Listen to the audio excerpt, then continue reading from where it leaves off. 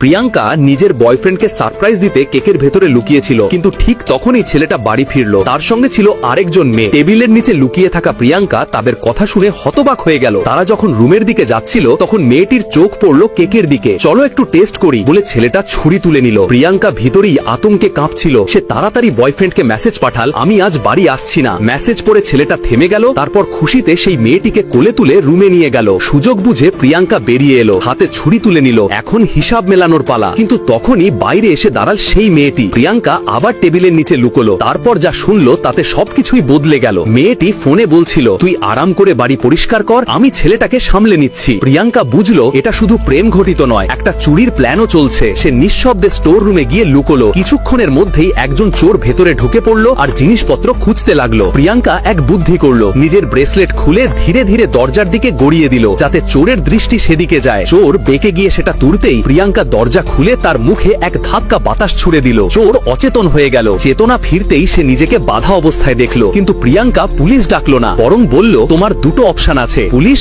বা আমার কথা মানা। চোর দ্বিতীয়টা বেছে নিল। কি করতে হবে সে জিজ্ঞেস করলো। প্রিয়াঙ্কা হেসে বলল, আমার বয়ফ্রেন্ডের সবকিছু চুরি করতে হবে, অন্য কারো নয়। চোর রাজি হয়ে গেল। প্রিয়াঙ্কা তার হাত খুলে দিল, নিজের ব্রেসলেট তুলে নিল এবং দরজায় একটা নোট টাঙিয়ে বেরিয়ে গেল। নোটে লেখা ছিল, আমি ফিরে এসেছি। কিছুক্ষণ পর ছেলেটা বাইরে এলো। প্রিয়াঙ্কা নেই, শুধু দরজায়